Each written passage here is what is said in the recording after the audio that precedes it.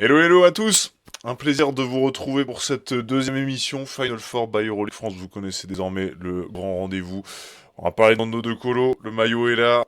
Franchement, c'est la grosse news. On pouvait pas passer à côté. Belle année 2026 à tous. En tout cas, c'est évident, c'est le principal. Et je ne suis pas tout seul. Vous le voyez, il est là, fringant. C'est Assad. Ça va, Assad ou pas? Salut Simon, salut tout le monde. Ouais, ouais, ça va très bien. Très, très, Trop très bien. bien. Bonne Trop bien, année, trop meilleurs bien. vœux pour tout le monde. Bien sûr, évidemment, meilleurs vœux pour tout le monde, les amis. J'espère que tout le monde va bien. N'hésitez pas à vous manifester évidemment dans le chat pour cette deuxième émission. On vous regarde comme toujours cette nouvelle émission. By Euroleague France, vous savez, on retrouve toute l'actu d'Euroleague France sur bien évidemment sur le web, sur X, sur Instagram également. Toute l'actu, n'hésitez surtout pas, on verra, on naviguera après dans le site de Euroleague France, vous inquiétez pas. Et puis on va revenir sur ce début d'année 2026, hein, forcément en Euroleague. On va aussi suivre en parallèle ce qui se passe sur le round 23. Je sais Saad que là, je suis sûr que tu regardes un petit peu, te Eh connaissant. oui, eh oui, oui, oui, j'ai bien la petite fenêtre ouverte sur le match en cours. Donc il y a le Maccabi là qui tient bien le lit sur le premier carton, 24-22 pour l'instant. Ouais. Un beau petit premier carton en tout cas. Donc ouais, on va essayer de suivre ça en parallèle. Exactement. Et Snorky qui est là, ça nous fait plaisir. Le Snorky, on l'embrasse. Il est Toujours bien partout. là, toujours là. Prats est là également. Prats 04. Kali le live, c'est un bonheur. Écoute, on essaie de faire au mieux.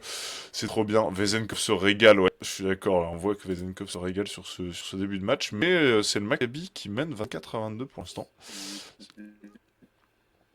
Mais là, ouais. Vezenkov qui vient de provoquer une faute.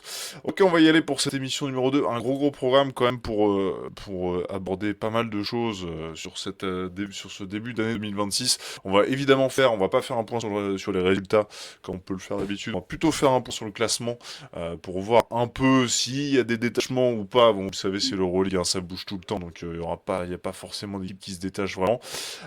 Derrière, on va faire un petit pêle-mêle de news, voilà, sur des choses importantes qui se sont passées ces dernières semaines. On y reviendra dans quelques instants avec notamment de la NBA Europe, des transferts marquants. On pourra aussi parler de ce nouveau format de l'Euroleague qui devrait arriver la saison prochaine, qui met toujours un peu plus de bordel dans ce truc, toujours beaucoup plus illisible. Voilà pour les news. Derrière, on ira sur un focus. Évidemment, ce sera Nando De Colo, la dernière danse du côté du Fenerbahçe. On va en discuter un petit peu. Vous voyez, on a habillé un peu sur le live. J'ai mis un petit Nando De Colo un peu partout là. Vous voyez, Ah, il est oui, évidemment, c'est le il est thème de la évidemment soirée, partout. ça va être Nando. Exactement. Bignono, ça me fait plaisir. Bignono 49, hello. C'est un bonheur. Merci d'être là. Je vois, il y a des nouveaux. Il y a du nouveau. Donc ça fait plaisir. Let's go. Je crois qu'on a bien vendu le live, là. Vezenkov MVP. Ouh là là là là. Ça commence déjà. Ça commence déjà des choses.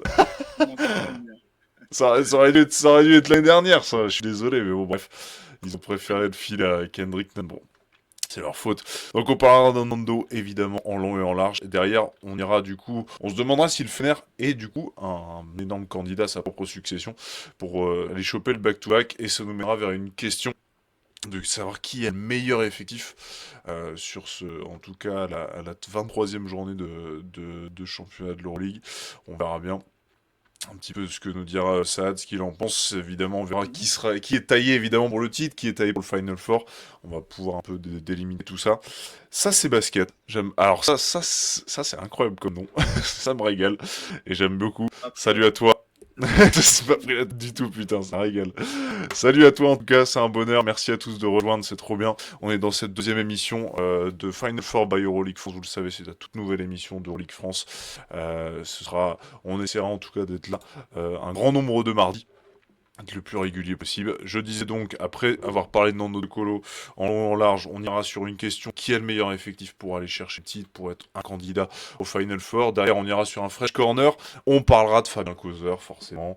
Il vient de prendre forcément. sa retraite, évidemment. C'est une des grosses actus aussi de ces dernières semaines, de ces derniers jours même. La retraite de Fabien Causeur, qui après son passage à Milan n'a pas trouvé d'un autre projet et il a pris la décision de prendre sa retraite. On en parlera évidemment, on rendra hommage à une des plus belles carrières en vrai, ça, pour un Ah, Français ben, en Euroleague, hein. clairement, il fait partie. Je sais pas si le mot il est fort, mais on peut parler, voilà, d'une des légendes du basket français, en tout cas dans l'Euroleague, quoi. Parce que si Exactement. tu regardes, on en parlera en fin Ouais, ouais, d'émission, ouais. mais voilà, Mm. j'ai envie de dire, il a un sacré CV pour l'Euroleague. C'est clair, c'est clair, c'est clair, on y reviendra en fin d'émission. Et pour terminer, on terminera sur un 5 majeur de la mi-saison. Voilà, on vous donnera chacun un petit 5 majeur qui sont globalement assez différents quand même, donc vous allez voir. Il y aura à manger pour tout le monde. Bah écoutez, installez-vous bien où que vous soyez, merci de nous suivre, c'est un plaisir. Je vois que ça se bagarre déjà dans les commentaires. Monaco champion, c'est leur année, nous dit ça c'est basket. J'aime bien cette take parce qu'en vrai, on va y revenir, mais Monaco a quelque chose. Monaco sur une excellente dynamique. Je ne sais pas comment ils font au vu de tout le bordel qu'il y a extra-sportif qui se passe autour et des dettes monstrueuses qu'ils sont en train d'accumuler. Mais en tout cas sur le terrain, ça répond globalement bien présent. Ouais, on en parlera dans le détail. Ouais, on a Snorky qui nous chauffe sur Vezenkov. Ok, on a vu, ça se détache. C'est le premier Et carton. oui, c'est parce que je suppose, Voilà. Snorky, tu l'as en Ah fantasy oui, ou pas? mais voilà, en fait, il est chaud parce qu'il a Vezenkov en fantasy. C'est pour ça qu'il est content. Mais c'est pas là où on l'attend, Vezenkov. J'ai envie de dire, si c'est pour gagner contre le Maccabi, je sais très bien qu'il va le faire. On le sait tous qu'il va le faire et qu'il va faire gagner Loli. On l'attend sur autre chose, Mister Sacha. Mais bon, Exactement. on en Corey Joseph parlera. sera, Corey Joseph sera champion. Oui, je pense qu'il aura sa bague, hein, du coup, hein. Il l'a pas. Bah oui, c'est vrai que chaque joueur respectable sur la fantasy doit avoir Vezenkov autrement. Il n'y a rien qui peut. Ah, ah, ah, la vache. Le capi, forcément. Bon, merci à tous de nous rejoindre. Vous voyez, c'est le bonheur du chat. Merci à tous d'être là. Évidemment, mettez des commentaires, ça nous régale. Ça alimente le débat aussi avec ça. On est ravis de pouvoir faire cette deuxième émission. C'est parti. Du coup, on va faire un petit tour sur ce qui se passe sur le classement. Oui, oui, oui, parce que vous le savez, hein, ça bouge sans cesse, c'est l'Euroleague. C'est jamais figé, Saad, et c'est difficile de voir des équipes qui se détachent, même si, quand même, on a passé la mi-saison, on voit que la Poel Tel Aviv est quand même l'équipe la plus régulière à la première place, quand même. Alors, si on regarde depuis le début de saison, oui, Hmm. effectivement, l'APOEL, c'est Ouais, c'est l'équipe ça. la plus régulière. Voilà, ça, c'est sûr. En termes de résultats purs, oui, depuis le début de saison, c'est l'APOEL la plus régulière. Maintenant, sur les 10 dernières journées, on va dire, on a quand même des équipes qui envoient des signaux très, très forts Hmm. et qui reviennent. Et globalement, quand on regarde le classement, bah, j'ai envie de dire c'est comme d'habitude. L'Euroleague, c'est très serré. Quand tu vois que le top 6, il se tient à un match, enfin voilà, c'est toujours très très serré. Même j'ai envie de dire, même le top 8, il se tient à deux victoires avec le Ouais. Pana 8e à 13, la Poel son premier à 15. Donc tu vois, c'est toujours le cas. J'ai envie de dire, personne ne se détache. Par contre, beaucoup d'équipes qui envoient des signaux très forts et à l'inverse, il y a des Bien équipes qui sûr. envoient des signaux très faibles. Ah, Et là, je descends sur le classement. Ah là là là là là, partisan, il y le en a des, partisan, la Dolou. il y en Aïe a, aïe aïe. j'ai zéro espoir. Ils sont par là, mais j'ai zéro espoir pour eux. Pour le coup, là, ça va très, très, très, très mal. Il y a des équipes où bah, le Partisan en fait partie. Je Partisan, pense hein. que, je Hmm. pense que l'Asvel aussi en fait partie. Des équipes La qui vont Dolou, hein. monter, peut-être qu'ils vont faire des coups, etc. Mais je pense pas qu'il faille espérer quelque chose en Hmm. termes de classement. Tu vois. Tu vois, quand tu vois le Partisan, quand tu vois l'Anadolu, euh, bon, Paris à la limite, mais tu te dis, purée, c'est des équipes, c'est pas leur place à la base, tu vois, jamais tu pronostiques ça. Ah non, mais l'Anadolu, pour moi, c'est une. Je ne sais pas comment on peut appeler ça. Est-ce que c'est une catastrophe industrielle? Est-ce que c'est. Enfin, j'ai même pas envie d'être à la place des décideurs là-bas, hein. Franchement, le board, il doit être comme des dingues parce que quand tu regardes l'effectif, quand tu regardes le coach qui vient d'arriver, on en a parlé dans la dernière émission, Mm. euh, c'est incroyable ce qui se passe là-bas. Franchement, moi, j'arrive pas, j'ai aucune explication parce que on peut me dire, hein, chez Larkin n'est pas là. Et alors, enfin, je veux dire, quand tu regardes l'effectif, je suis désolé, l'effectif il n'est pas à sa place. L'effectif, le coaching staff, enfin, c'est pas, pour moi, c'est pas normal. Que tu me parles du Partisan, on voit très bien Mm. depuis le début que l'effectif il est à la ramasse. Les fesses, on a des joueurs qui ont déjà prouvé. C'est pas, je veux dire, on Bien parle pas de sûr. n'importe qui. Les Mm. fesses Ouais, de ouf. Wellerbab, Cordigné, bref, Voilà, il y a Poirier, Poirier, il y a un effectif qui est taillé normalement pour viser au moins le top 8, top 10, quoi, largement. voilà. Sabali, que pour moi était pour moi je Mm. me disais bah il va fitter parfaitement dans cette équipe-là, bah non. C'est vrai, ouais, il arrive Euh, récemment. Mm. et il est arrivé récemment, mais il galère depuis qu'il arrive, ils sont défaite sur défaite, donc c'est bon bah il a pas fait beaucoup de matchs, hein, mais quand même. Pablo Lasso, je veux dire Pablo Lasso c'est pas n'importe qui. Malgré ça la machine il n'arrive pas à la faire tourner. Et honnêtement, là pour le coup, je sèche parce que j'ai aucune explication. J'ai aucune explication logique ou quelque chose pour. Enfin, tu vois, le partisan, je veux dire, on le voit très bien, ils se sont trompés dans la construction de l'effectif, etc. Oui. Euh, voilà, ça c'est clair. L'Asvel, on sait très bien qu'il n'y a pas assez de moyens. Là, on n'attend rien de l'Asvel, on le sait. Paris, la transition, ça fait très bien que ça allait être dur. Après le départ des chefs, hein, des commandos, des commandos qui arrivaient. C'est compliqué.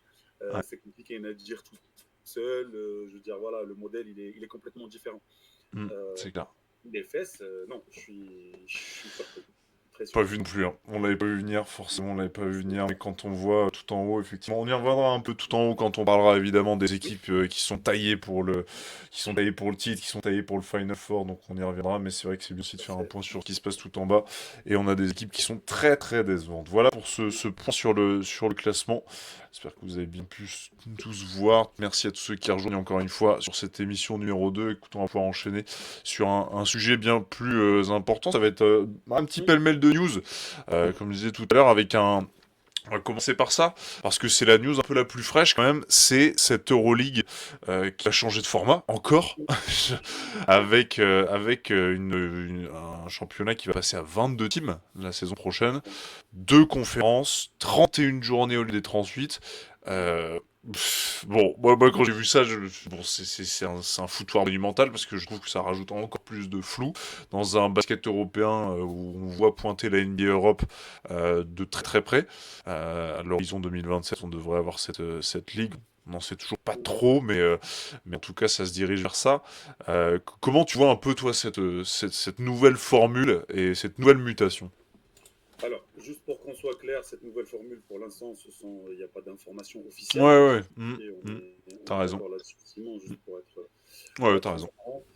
Maintenant, moi j'ai envie de dire que ce sont des espèces de tentatives de réponse au projet NBA Europe, quoi. Ouais, Voilà, c'est ça. l'Euroleague, bah, moi, c'est le message que je vois. Hmm. C'est qu'ils essayent, ils tentent des choses, ils envoient par-ci, ils envoient par-là, ils ont fait monter le nombre d'équipes, ils sont partis chercher Dubaï. Là maintenant, on parle de deux conférences, etc. Euh, moi, je pense que ça rajoute que de la confusion. J'ai pas le sentiment que ça apporte la bonne réponse au projet NBA Europe. Je veux dire, le projet NBA Europe, je veux dire, on sait très bien d'où ça vient. Hmm. Enfin, c'est pas question de d'où ça vient, mais en tout cas, on sait très bien la faiblesse de l'Euroleague. Elle est où? Elle est au niveau C'est marketing. ça. Elle est au niveau, voilà, elle est au niveau, voilà, au niveau marketing, au On niveau. sait l'arme de destruction massive qui arrive en Tout à face, fait, quoi. On sait ce que tout à ça va fait. porter. Tout à fait. Ouais. Versus, je pense aussi que c'est un peu comment dire, ces réponses un peu random, un peu à l'arrache de l'Euroleague apportent Hmm. encore plus de confusion et donc du coup plus de crédit en fait au projet Je NBA suis Europe. C'est ça archi en fait moi d'accord. ce qui m'inquiète Je suis dans le archi sens. d'accord. Parce qu'en plus, en plus, quand tu vas sur des conférences, tu joues forcément plus le jeu de la NBA, forcément, parce que Tout c'est à des fait, modèles qui existent. Donc, tout à c'est fait. une sorte d'adaptation. Tu rajoutes encore deux équipes qui va venir, qui va s'enlever. Alors, on sait qu'il va s'enlever à peu près. On va avoir la Svel qui va s'enlever. Là, on a le Real qui est très chaud pour rejoindre le projet NBA Europe, mais pour le moment, il n'y a rien. Mais je suis d'accord aussi avec Bignono dans le chat. Il dit qu'il y a rien de concret. C'est vrai, cette NBA Europe pour l'instant. On a déjà le puits du fou. On veut du basket, pas du spectacle. Mais il a un peu raison. Tu sais pas, effectivement, pour le moment, on sait pas trop, on sait pas trop où ça va. Ça reste un truc toujours flou. On sait pas quelle équipe il y aura, mais c'est en train tout doucement de pointer le bout de son nez. On voit que c'est à l'horizon, on voit que ça plane au-dessus de l'Euroleague comme ça, mais c'est vrai que pour l'instant, c'est difficile à dessiner, à savoir qui va y aller, quoi. Oui, c'est très difficile d'y voir plus clair et les gens qui pensaient qu'à un moment donné, on attendait les signatures des 10 ans sur les propriétaires de l'Euroleague en ce moment, les clubs qui sont Mm. propriétaires de l'Euroleague, bah, en fait, ça change rien, ça change pas la donne. Pourquoi? Parce que tout simplement, les mecs, ils se couvrent avec une clause. Et cette clause, si la NBA Europe, elle arrive, j'ai envie de dire, c'est peanut pour eux, le prix de la clause. Hein. Quand je dis Oui, ça, clause, mais le Barça, du coup, a une clause, hein, c'est ça, on est le d'accord. Barça, tout à fait, tout à fait. Le Barça qui va signer 10 ans, mais avec une clause. Alors, j'ai pas le montant exact de la clause, mais il se murmure que c'est autour de quelques millions d'euros. J'ai Mhm. envie de dire que la NBA, quand elle arrive, les budgets qu'elle va mettre en place, les quelques millions d'euros, la clause, elle va sauter en 2 secondes, il n'y a pas de souci. Moi, j'ai le sentiment que c'est le Barça qui se protège en se disant, bah, ok, si jamais à un moment donné, le projet NBA Europe capote, ou pour une raison ou pour une autre, le Barça, le board du Barça décide de partir plutôt sur Euroleague que NBA Europe, eh ben, au moins ils sont protégés, ils sont déjà Mhm, sur le 10 ans de mhm, l'Euroleague. mhm, mhm, Et s'ils mhm, mhm. décident de partir sur NBA Europe, ma foi, voilà, ils vont payer le prix qui va être rien, encore une fois, parce que C'est les ça. chiffres qui sont annoncés, même si le projet n'est pas clair, mais on sait très bien que la NBA, quand elle arrive avec des moyens financiers extraordinaires, Bien sûr. extrêmement élevés versus l'Euroleague. Donc Et tu peux pas. capacité à, ouais, une puissance de masse le marketing, sur la communication qui est vraiment à milieu de l'Euroleague, quoi. Tout à fait, non, non, mais tout à fait. Après, moi, je suis complètement d'accord que, eh ben, effectivement, c'est pas dans notre culture européenne, c'est pas dans la culture du basket européen. On va Ouais, c'est ce que perdre. dit Rome dans le chat. Ouais. Mm.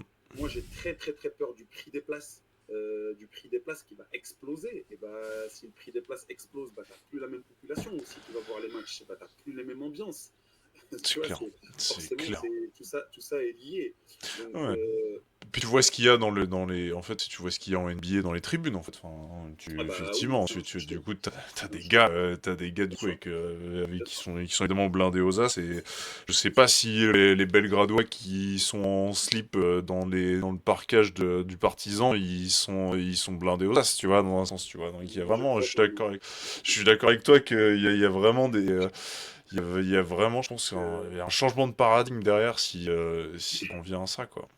Oui, et puis après, moi, ce projet NBA Europe, moi, je dis quid de qui va jouer dans cette NBA C'est Europe, ça. parce que si tu Ouais. mets, enfin, faut pas se leurrer non plus, hein. Les meilleurs joueurs sont NBA, et les stars, elles sont NBA, et tu payes Bien le sûr. prix fort pour aller voir des stars. Aujourd'hui, tu payeras pas, je suis désolé, mais il y a personne qui payera 200 euros pour aller voir Vezenkov jouer. Aussi bien qu'il soit-il, tu payeras pas 200 euros chaque match pour aller voir Vezenkov jouer. Ouais, Voilà, c'est qu'on clair. se le dise. Si tu payes enfin, un prix fort aujourd'hui, et encore les 200 euros, tu ne les payes pas, c'est pour voir peut-être potentiellement Vezenkov, mais surtout c'est pour voir l'ambiance à l'Olympiakos et idem à Belgrade. Et Bien encore, sûr. tu payeras jamais les 200 euros, tu vois. Donc, Hum, hum, hum. donc maintenant, quid des stars? Qu'est-ce qu'ils veulent faire? C'est vraiment pas clair. Et je trouve que l'Euroleague est en train d'apporter des mauvaises réponses, un peu random, ça tape à droite à gauche, sans vraiment, tu vois. Et ça va pas aider. Et ça va pas aider l'Euroleague. Donc, honnêtement, j'espère qu'ils trouveront une réponse adéquate à ce projet-là et qu'ils soient intelligents. Donc, Ah, il y a Praz qui dit un truc intéressant, et puis après on ira sur d'autres news, mais euh, le fait d'avoir la NBA en Europe ne va pas rendre le basket le sport le plus populaire au monde devant le foot. Non mais c'est impossible. marrant. Alors peut-être pas en allant jusque-là, mais est-ce que, dans un sens, est-ce qu'effectivement il n'y a pas aussi une possibilité de voir aussi le basket grimper aussi en termes de popularité? Moi je pense pas. Moi, je pense pas non plus. Je vois pas comment le basket il va grimper en termes de popularité juste parce que, je sais pas, tu vas apporter un peu du marketing ou du merchandising ou que sais-je. Pour moi, c'est limite l'inverse. Tu peux C'est ça. limite avoir une confusion en fait. Et que Je les pense gens, que et que les gens s'éloignent du basket justement parce ouais, que c'est pas ouais, clair. ouais. Parce que ouais, Tu vois, c'est exactement ça. aujourd'hui, en fait, c'est pas juste pour qu'on soit d'accord que les gens, parce Hmm. que je comprends cette question Ouais, dans un ouais. sens aussi, mais attention, moi personnellement, en tout cas, mon avis à moi, ce qui m'inquiète, c'est pas l'arrivée de la NBA en Europe. Hmm. Ce qui m'inquiète, c'est la confusion de l'arrivée de la NBA en Europe, dans le sens où si je commence à avoir NBA, Europe, Euroleague, bah, c'est le bordel. Déjà Ah oui, aujourd'hui, c'est le bordel. ah Aujourd'hui, oui, le non, vrai mais problème, tu sais plus quoi suivre. Hein. bah oui, c'est que c'est un peu bordélique entre la BCL, l'Eurocup, l'Euroleague, Hmm. la FIBA qui fait son truc dans son coin, les matchs Hmm. internationaux où les joueurs d'Euroleague ne peuvent pas y aller. Enfin, non. Et c'est- Si demain l'Euroleague, et je termine là-dessus Simon et je te laisse la hmm. parole, si Vas-y, demain t'as raison. l'Euroleague s'associe à la NBA Hmm. pour avoir un championnat majeur de basket européen sous l'égide de qui vous Alors, je suis voulez, d'accord.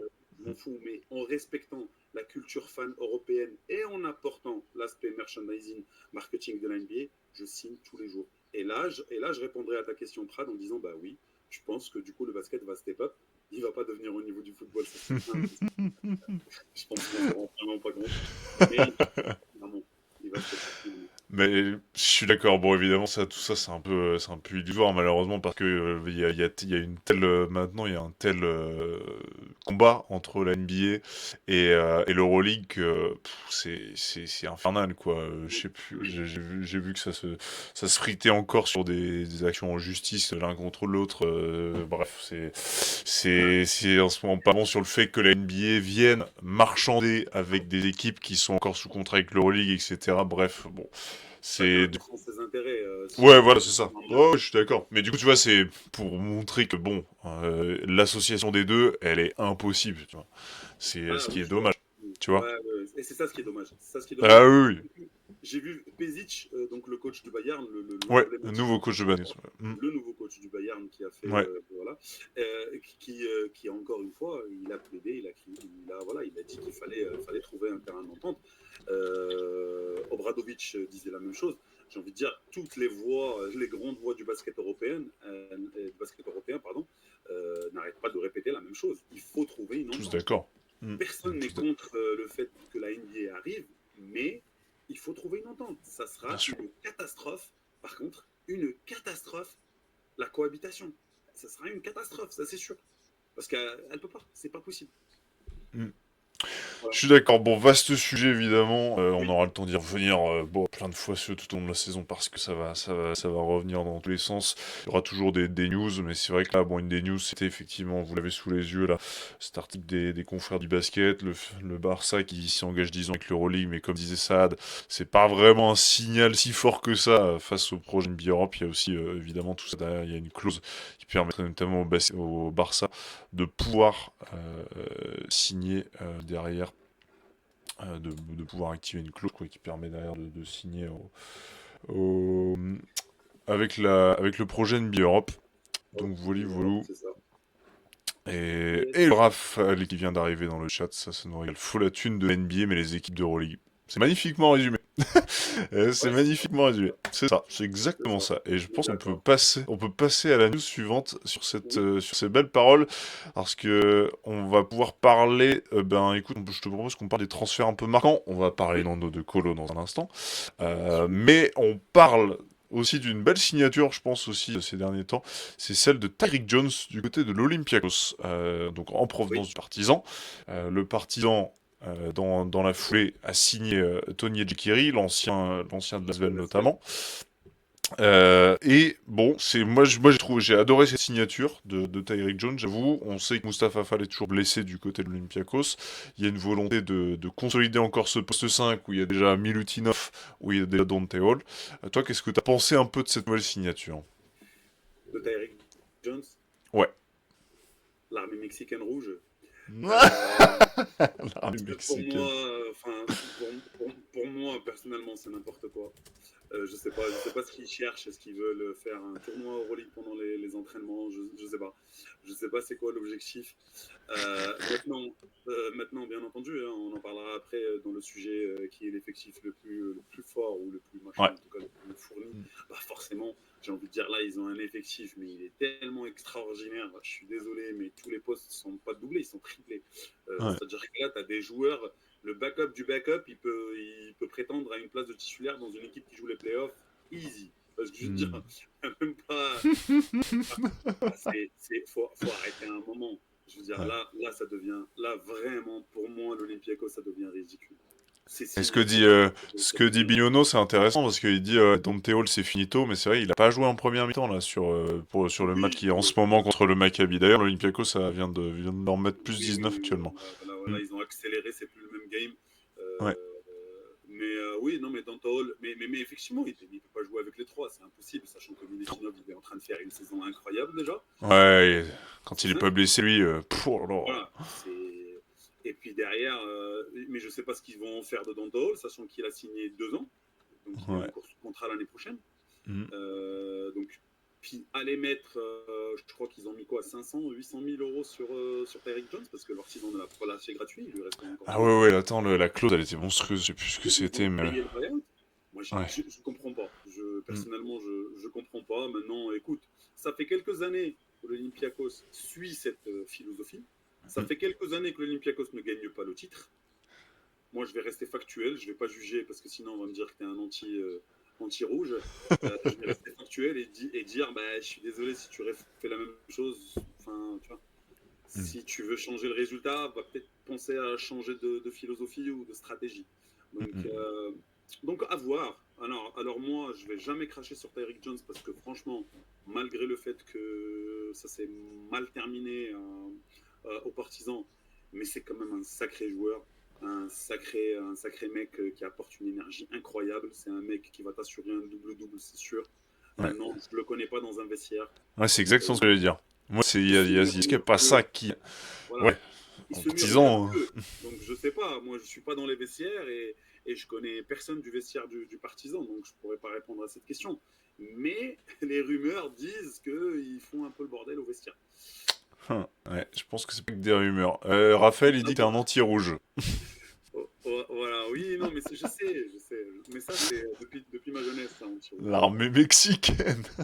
Non, Vache. non, moi, je suis vraiment pas anti-rouge. Là, pour le coup, j'essaie vraiment d'être, comment dire, d'être le plus objectif Impartial. possible, le Mm. plus factuel possible, surtout. C'est-à-dire que je suis désolé, mais l'Olympiakos, avec l'effectif qu'ils ont, mais ils devaient avoir un minima, un titre sur les 4-5 dernières années. Alors on va me dire, oui, non, mais il y a Je le suis buzzer d'accord. de tel, il y a le match de tel. Oui, bah oui, mais bon, à un moment donné, pourquoi tu fais pas toi aussi un buzzer? Alors pourquoi c'est toujours les autres? Tu vois? Pourquoi? À un moment donné, c'est qu'il y a un problème. Et attention, je vais en parler plus tard, parce qu'on a prévu d'en parler sur les effectifs, etc. Et j'irai un peu plus loin sur ma réflexion, en tout cas, autour de l'Olympiakos. Peut-être qu'ils vont me faire mentir cette année-là, mais en tout cas, je donnerai mon avis là-dessus. Ok, bon. Bah, écoute, on Voilà. a ton avis en Et tout cas sur cette signature de Tyreek Jones. Alors, est-ce que ça donnera effectivement dans le vestiaire? Moi, c'est ma grosse interrogation parce que clairement, t'as un mec qui est quand même un peu bizarre, je pense, un peu fou, avec Dante Hall dans l'histoire. Je sais pas comment les deux vont s'entendre. C'est ah, très bizarre. Elle est bizarre vraiment cette équipe. Elle est Simon, ficelée bizarrement. Oui. Simon a un truc près. C'est que le mec au partisan, il a foutu le bordel, oui, peut-être, en tout cas peut-être, oui. Le Ouais. vestiaire du partisan n'est pas du tout le même que de l'Olympiakos, pour la simple raison qu'à l'Olympiakos, tu as des joueurs locaux, tu as des joueurs qui ont un sacré CV locaux, qui sont respectés, etc. Et qui, pour le coup, je pense, tiennent le vestiaire. Tu vois. Ouais, t'as raison. T'as Très raison. T'as honnêtement, raison. Oui, ça peut pas contrairement à ce qui se exploser passe à au cause de partisan. lui. Je suis Non, d'accord. non, non. Je suis d'accord. À mon avis, le mec, soit il va rentrer dans le truc, soit de lui-même, encore une fois, il va se faire éliminer, il va se mettre de côté. Mais je pense qu'à ce niveau-là, tu rentres, en fait, tu rentres dans le cadre, et puis tu la fermes et tu suis. Le Hmm. problème, c'est que j'avais l'impression que c'était déjà le bordel dans les vestiaires du partisan. Et il n'y avait personne pour le tenir. Et c'est peut-être Ça, pour c'est ça clair. qu'Obradovic est parti. Je Après, pense aussi. donc, on va pas revenir sur le débat. Mais Non, non, mais il tout à avait fait. dit, il a dit à demi-mot quand même, hein. De Ouais, manière, mais qu'est-ce qui les a mecs fait le que le respectaient vestiaire plus, du toi. partisan. Tout à fait. Ouais, mais qu'est-ce qui a fait que le vestiaire du partisan est arrivé à cet état-là? Tu vois, on va pas refaire le débat, mais il y a peut-être Bien je sais sûr. pas, des gens à remettre en cause, quoi. C'est clair, c'est clair. Bon, la suite, peut-être un peu plus rapidement sur des transferts, Yes. notamment du côté du Bayern, on a eu du Dimitrijevic, notamment revenu en Euroleague en provenance du Zénith Saint-Pétersbourg. T'as eu du McCormack aussi, mais surtout, ouais, ça, je sais que t'y tenais, c'est de parler de Svetislav Svetislav Petrovic. Pisic, évidemment, le coach Tout à fait. emblématique, Magnifique. là, Légende, ouais, légende de ouf, qui était déjà du côté du Bayern, hein, entre bien 2012 et sûr. 2016, Bien sûr. mais pure légende. Donc ça, c'est bon. Alors, moi, j'ai trouvé ça un peu bizarre de virer Gordon Herbert. Bon, même s'il y avait des séries de défaites complètement dingues du côté du Bayern, j'ai trouvé ça un peu dur, un peu précipité, mais le fait est que tu le remplaces par une légende quand même. Ouais, tout à fait. J'aime beaucoup Herbert. J'aime énormément comment il a fait jouer l'Allemagne, etc. Mais Ouais. je trouvais qu'il était sur une. Je sais pas. Il y a comme s'il y a un truc qui n'a pas cliqué avec le Bayern. Autant avec l'Allemagne, j'ai vraiment kiffé ce qu'il a fait avec l'Allemagne. Ouais, voilà. Donc, ouais, potentiellement, on peut dire que c'était peut-être un peu tôt, etc. Il avait beaucoup de Mm. blessures. Il a perdu son meneur star juste avant le début de saison, etc. Mais malgré tout ça, il avait quand même Jokubaitis, une ouais. équipe Mm. pour faire mieux. Ouais, Djokobaitis, Rokas, mais il avait quand même de quoi faire mieux. Maintenant, bon, remplacé par une légende, j'ai envie de dire. Là, pour le coup, je peux rien dire. C'est vraiment pas n'importe qui. Et on Ouais, voit très bien son impact tout de suite à Pesic sur le Bayern. C'est un coach qui est ultra, comment dire, ultra défensif, qui est ouais, vraiment à très l'ancienne, défensif. Hein. très défensif, très à l'ancienne. Où voilà, il est. Moi, je kiffe et j'espère qu'il va réussir au Bayern. Et bien On entendu, verra bien en tout cas. Dimitrievich Ouais, et ouais. Mitoma. Donc Dimitrievich, c'est pour remplacer Dinwiddie, ce qui Ouais, est normal. exactement. C'est vrai parce que parti retourner aux États-Unis parce que un de ses proches est gravement malade. On n'a pas vraiment plus d'infos. Il y a quand même un communiqué du Bayern d'ailleurs très clean en disant bon bah il y a plus important quoi donc vas-y Euh, et il a été libéré et donc Dimitrievich ouais c'est intéressant c'est ça, sniper c'est scoreur quoi. ouais, c'est scoreur, c'est sniper. On n'est pas sur le même profil que Dinwiddie, mais non plus sur Rokas Djukobaitis. Mais on est sur un profil atypique qui est passé par le Milan, si je dis pas de bêtises.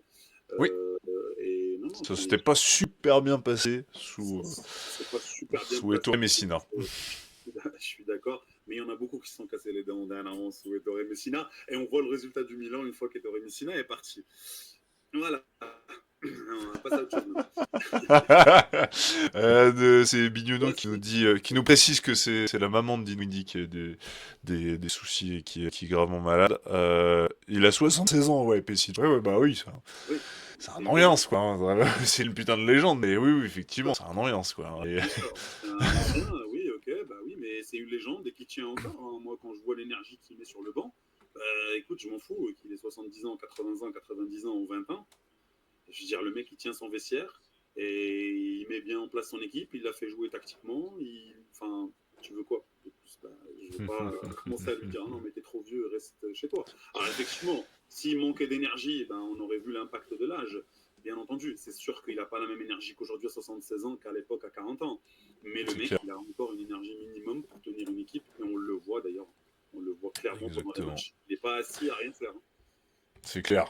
C'est clair, c'est clair. Bon, rapidement, une dernière fois dans les news, on va passer aussi sur le petit sondage, les GM qui ont été sondés à la mi-saison. C'est toujours marrant ça, de voir un petit peu sur des questions assez basiques. Bon, quelle équipe vous a le plus surprise, quelle est la plus fun à avoir joué, quel est votre MVP pour l'instant. Et donc là, on a eu les petites réponses, vous les avez sous les yeux. Et bon, moi, il y a quelque chose qui ressort, si on va pas Ouais. tout citer, mais il y a un truc qui ressort énormément quand même, ça, c'est de voir Valence sortir sur beaucoup d'aspects. L'équipe la plus inattendue, vous l'avez sous les yeux là pour ceux qui regardent, l'équipe la plus fun à voir jouer, la plus chiante à jouer, le coach de la mi-saison, Pedro Martinez, Del Area en Rising Star, un truc de fou quand même, c'est la darling de cette saison. Ouais, non, mais c'est sûr, c'est la pour les gens qui suivent pas trop le basket espagnol, c'est la découverte. Enfin, c'est un peu la surprise de l'Euroleague cette saison, c'est sûr. Mais honnêtement, pour être un suiveur régulier du championnat ACB, c'est vraiment une très très belle équipe depuis quelques années. C'est une terre de basket. Et puis bah, là, c'est avec un coach légendaire, encore une fois, Pedro Martinez, qui pour moi fait partie du top coach monde. Et donc oui, effectivement, ça, ce qui ressort le plus dans cette surveille, c'est que c'est l'équipe qui justement qui est le plus citée, et je trouve que c'est mérité. On reviendra plus tard parce que pour moi, ils ne font pas partie des favoris, en tout cas de mes favoris, Oui. pour des raisons spécifiques. Mais en tout cas, ils font partie, entre parenthèses, des outsiders et des équipes qui peuvent un poil à gratter. Quoi. Ça va être compliqué de les sortir. Bah, d'ailleurs, c'est l'équipe la plus chiante à jouer. J'aime bien ce truc d'équipe la plus chiante à jouer, ça me fait rire, c'est une bonne question, mais c'est vrai. Ah bah là, t'as l'équipe qui va tomber dessus en quart de finale, et ils vont pas être bien. Ils vont pas être bien, les mecs. Hein. Donc, C'est clair. On reparlera si c'est un effectif taillé pour le titre, on reparlera dans quelques instants. Qu'est-ce qui t'a, moi, pour toi, qu'est-ce qui ouais, ressort, qu'est-ce qui t'a surpris ou rapidement, ouais, je dirais pour nous, la France, je dirais bah, le fait quand même d'avoir Nadir et Sylvain parmi le top 3 des joueurs spectaculaires, c'est pas rien. T'as c'est deux vrai, joueurs sur le top 3. Voilà, c'est pour une nation comme la France, je trouve que c'est logique. et je trouve que c'est logique parce que franchement, Nadir et Sylvain sont vraiment On incroyables. avait vu on avait vu leur duel d'ailleurs, qui était complètement fou. Ouais, complètement fou, effectivement, juste avant la fin d'année. Bon, après, t'as Kendrick Nunn en top 1. Bon, lui, il est injouable tellement il est fort. Et puis, bah, deux choses qui ressortent. Il y en a un qui me tient à cœur énormément, c'est le Barça, parce que je suis aussi étonné. Et j'ai envie de dire un truc, le retour du Barça dans les prétendants au Final Four. Donc ça, c'était quelque chose qui a été voté par les GM. Ah, je sais que ça te va, ça. Ah bah, en fait, le truc, c'est que honnêtement, après l'été, après la fin de saison dernière, après le début de saison méga catastrophique, que ce soit en ACB ou en Euroleague, personne ne s'attendait que d'un coup, l'arrivée d'un coach, elle change, Pedro Pascual. change les choses. Voilà, Xavi Pascual, pas Pedro Xavi, Pascual. pardon. Elle Pedro Pascual. change les choses Non, pas... radicalement. Pedro Rien que ça, Pascual, c'est déjà, pour dans... moi, rien que le fait Ouais. que les gens ont changé de regard sur le Barça, pour moi, c'est une preuve que le coach ne sert pas à rien. Que le coach, peut-être, c'est même l'élément le plus important dans une équipe, quoi. C'est-à-dire les joueurs, oui, il faut avoir des joueurs, il faut avoir un effectif. Mais là, pour le coup, on voit très bien que le coaching staff change la donne De énormément. ouf. Ouais, Et de l'arrivée de ouf. Xavi Pascual, honnêtement, Mhm. pour ceux qui regardent un petit peu le Barça, vous verrez qu'on parle plus de la même équipe. On Non, parle. non, c'est exactement ce que j'allais dire. Je trouve que cette équipe s'est métamorphosée. Et Ouais, quand on voit que Penaroya n'a toujours pas gagné un match avec le Partizan, bon, ça commence. je pense qu'il y a le bordel dans l'équipe, tout simplement, mais bon, ça montre quand même Alors que le attention, hein. garçon... Oui, Attention, je ne vais pas tirer sur Penaroya, mais ce que je dis là sur Xavi Pascual, comme quoi le coaching staff c'est super important, mais bien entendu, si tu as un staff mais tu as des joueurs à la ramasse, ben, ça va pas. c'est clair. Faut avoir quand même un minimum requis, tu vois. Il y a, il y a Rome qui nous dit sur Valence qu'effectivement le club a fait des gros investissements au cours des dernières années, centre d'entraînement dernière génération, salle dernier cri, roster bien travaillé, que du positif pour cette équipe, elle peut aller très loin. Je suis archi d'accord, c'est vrai que la salle, etc., il y a un élan positif sur cette équipe, de toute manière qui sont aussi extra sportifs, ou en tout cas des trucs extra sportifs pour construire le sportif aussi, Ouais. et pour permettre de bien construire tout le club. Effectivement, c'est vraiment une équipe hyper agréable à avoir joué cette saison. Voilà pour le petit sondage Peut-être des un petit GM. mot, Ouais, peut-être un petit mot rajoute. Simon, quand même sur Elijah Bryant Oui, pour le MVP. coup, enfin, je veux dire, sur les dernières années, on était souvent sur le même discours, tu vois, on Mm, était souvent sur du Vezenkov, sur du Kendrick Kendrick Nunn, Nunn. sur du Mike James. Mm, mm. On a un mec, Elijah Bryant, qui a déjà gagné l'Euroleague, hein, si je dis pas de bêtises, Ouais, avec les et qui les faisait pas fesses. partie à l'époque des mecs, tu vois, qui étaient un peu dans l'ombre des stars qu'il y avait à l'époque à l'EFS, notamment Shane Larkin et purée, j'ai mangé celui qui joue à la Poel maintenant, celui qui est parti en NBA Misic. et Misic. Mais là, pour le coup, on voit qu'un Elijah Bryant, ça veut dire, ça veut dire quelque chose quand même. Le mec, c'est pas n'importe qui. On voit très bien le talent et qu'est-ce qu'il a apporté à la Poel.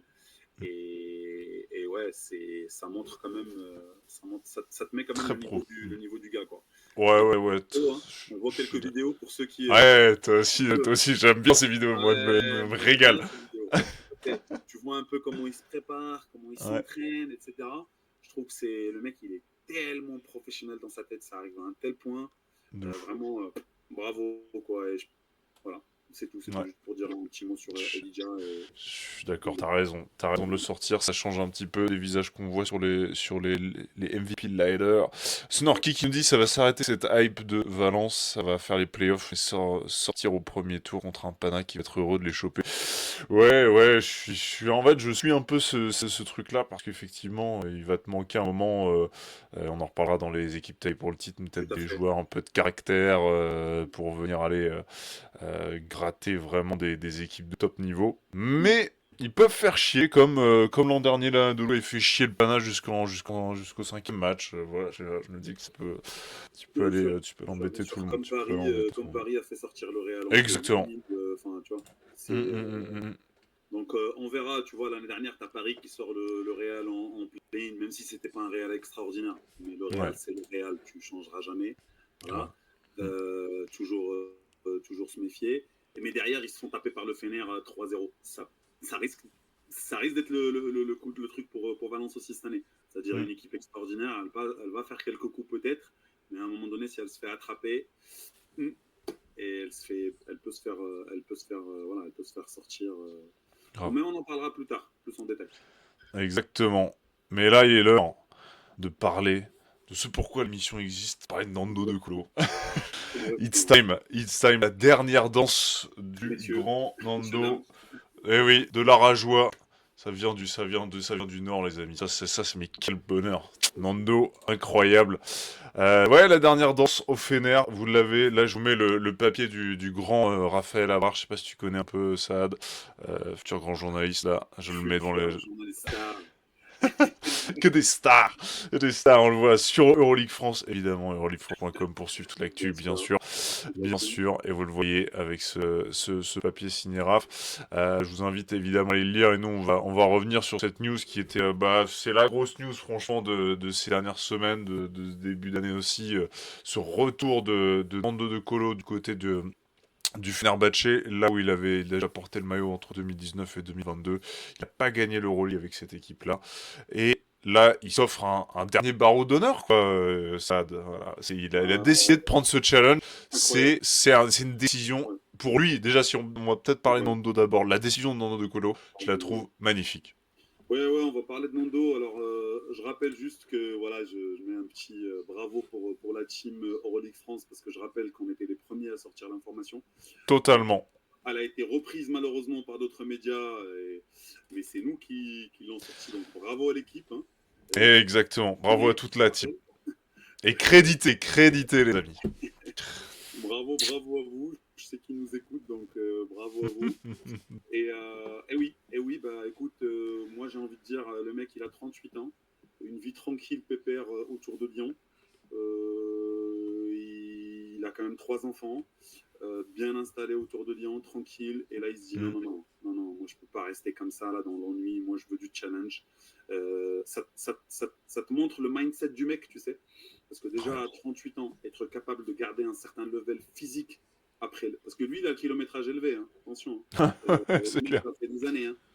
Ouais, Je veux c'est dire, clair. il a fait la NBA, il a fait l'Europe de Est-Ouest, Nord-Sud. Voilà. Voilà. Le La France en kilométrage, long large. Ouais, non, c'est. kilométrage très très élevé, mais je veux te dire le truc, il est intact. Hein. Parce que quand tu vois, alors je suis désolé, mais je vois Rome qui nous dit bizarrement depuis sa signature, il a retrouvé des jambes. Je vois ce gars. D'accord. Je suis pas trop d'accord parce que moi j'ai vu un Nando en jambes à l'Asvel, honnêtement, et qui faisait énormément plaisir. Et on sait que c'était du load management fait par l'Asvel le concernant. Et je pense pas qu'il était toujours en phase avec ce management-là. Je pense pas. Euh, voilà, je pense C'est qu'il ce avait qu'il dit envie d'apporter aussi à plus. demi-mot, je trouve. Normalement, dans une interview pour l'équipe, il y a un moment, il dit: J'ai passé près de 4 ans à Lasvel, beaucoup de mouvements, des objectifs très élevés au début de la première saison, mais ça n'a pas vraiment fonctionné, et je n'aime pas rester dans un confort. Donc voilà, c'est à demi-mot dit quand même. Ça te met le mec en fait, ça te met le Ouais, mec de où ouf. tu vois, il veut pas finir sur un échec collectif. Le mec, il a Mm. 38 ans, il sait très bien que par la force des choses, bah, il reste pas non plus 10 ans, tu vois. À un moment donné, il faut pas abuser, mais il n'a pas envie de finir sur un échec collectif. Et puis il fait un mouvement ultra smart. Il va dans une Ouais, équipe qui a besoin de lui, une équipe qui est super bien coachée, Jazzy et une Vicious. équipe et une équipe qui, pour moi, est la mieux construite, surtout maintenant avec son arrivée. Alors, on va en parler encore plus tard. Peut-être qu'il manque un poste 5 du level de ce Ouais. qu'ils ont dit à Loli. Mm. Mais si tu regardes en termes de complémentarité dans l'effectif, je veux dire, là, il y avait la pièce manquante. Je suis La d'accord. pièce Bah, manquante. on peut y aller, on peut y venir effectivement. Rajouter un dernier truc peut-être sur Ando qui a fait un effort financier de zinzin, parce qu'il s'est assis effectivement sur une dernière année de contrat. D'accord. Pour l'Asvel, il n'y a pas d'indemnité, il faut le noter quand même, hein, pas d'indemnité pour l'Asvel, mais en D'accord. gros, ça permet à l'Asvel de ne pas lui verser la dette qu'ils lui doivent aussi, parce qu'il lui devait encore une bonne centaine de milliers d'euros, je crois, 600 000 Mhm. euros, il me semble, selon les infos de l'équipe. Donc ouais, ouais, je pense qu'il y a aussi tout Euh, cet aspect-là qui a salué aussi quand même. Bon, après, je pense Nando, sur le niveau financier, je pense qu'il a pas trop de soucis, mais c'est à souligner sur le Fener, Ce sont des joueurs clairement. professionnels. À un moment donné, Oui, ils ont envie oui, de gagner sa vie et d'assurer sa vie. Il oui. est sur la fin, donc c'est un Mm, peu normal tout ça. Et de mm, dire que ce sont des sacrifices, ça reste des sacrifices. C'est mm. pas, Ouais, je je suis pense qu'il ne d'accord. faut pas sous-estimer cette partie-là. Mm. Voilà. Et ça montre surtout, ça te place le mec au niveau mindset sport. Ouais, Au c'est niveau ça en mental. fait. C'est Mm. ça, c'est ça. Et puis après, si on replace dans le contexte du Fenerbahçe, c'est une équipe, comme tu le disais, Sad, qui avait besoin de lui. Tout Tout à fait. comme lui avait besoin d'eux dans un sens pour pouvoir s'offrir une dernière belle danse, tu vois. Bien sûr, ouais, ouais, non, bien sûr. quand tu regardes, en fait c'est très simple. La ligne arrière du Fener, pardon, la ligne arrière du Fener, clairement aujourd'hui on a quoi? On a THT, Ouais, ouais. Taylor qui Tucker. lui est un bulldozer. Il n'est pas vraiment beaucoup dans la lecture du jeu, mais si tu te mets devant lui, il te détruit. Il est Et, fort, hein. ciao, Très tu fort vois. joueur quand même. Pour l'Euroleague, c'est un très fort joueur quand même. Impactant, Mm, mm, vraiment, mm. mais impactant, très grand pour son poste, vraiment très costaud, très large, etc. T'as Baldwin qui est plutôt un manieur de balle, mais qui est plutôt beaucoup sur le 1 contre 1, tu vois, une espèce de slasher un peu à la Westbrook, pour les gens qui suivent un peu plus l'US. Ouais. Et puis tu as Brandon Boston qui vient d'arriver, qui a un profil un peu atypique aussi, c'est un profil un peu à l'américaine, peut-être pas comme Baldwin, mais qui s'y rapproche, tu vois. Ouais, il doit prendre du temps pour s'adapter aussi. Et il doit prendre du temps. Attention, il est en train de monter en Il est en puissance. train, je suis d'accord. Mm. Pour moi, le match de l'Olympiakos, c'est lui qui le clôture, hein. Sur le quatrième carton, c'est lui qui ferme la maison, qui ferme la boutique, avec des stops défensifs, des end-one de l'autre côté. Non, non, mais c'est un joueur, attention, c'est un joueur qui, pour moi, qui était. Je pensais qu'il allait. Je pense qu'une fois qu'il va s'adapter, il va vraiment montrer de très très belles choses parce qu'il a du talent, le gars. Maintenant, sur cette ligne arrière, qu'est-ce qui te manquait? Il te manquait un mec avec un cerveau qui Ouais. peut lire sur les pick and roll, Qui te lâche. qui Mm. voilà, et qui peut être clutch sur les tirs, sur les fins de match, qui va mettre la balle là où il faut, parce que je Mm. vous rappelle qu'il y a un cerveau sur le banc aussi, il est par là aussi, et il est sur le banc là-bas. Et lui, il est très cérébral, et il lui faut des mecs cérébral aussi, ou cérébraux, je sais pas comment on dit, Ça va, bro, euh, ouais. voilà, sur le terrain. Et je pense que Nando est un fit, ça va être un fit extraordinaire pour le Fener, et qui les place pour moi directement sur top 1, candidat numéro 1 pour le back-to-back.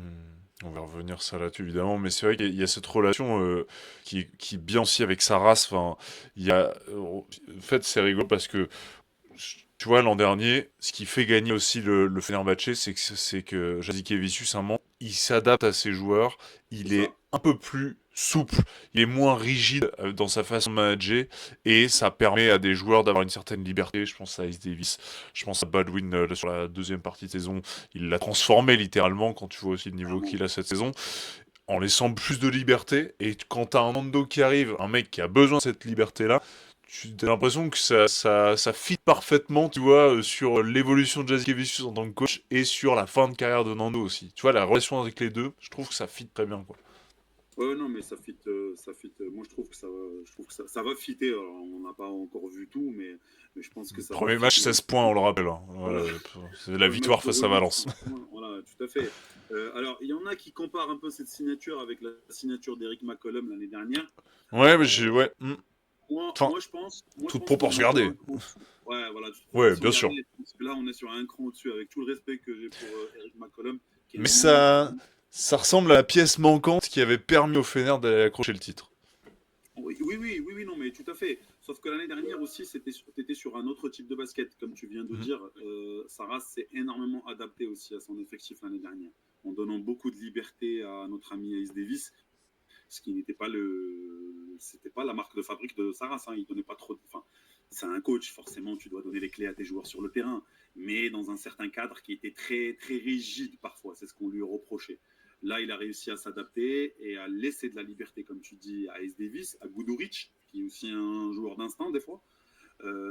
Eric McCollum, pour moi, c'était un joueur clutch en fait pour moi. Eric McCollum, c'est Ouais. là où il apportait Mhm. énormément au Fener, parce qu'il arrivait toujours, il rentrait, il mettait ses points, il mettait les points là où il faut quand il faut.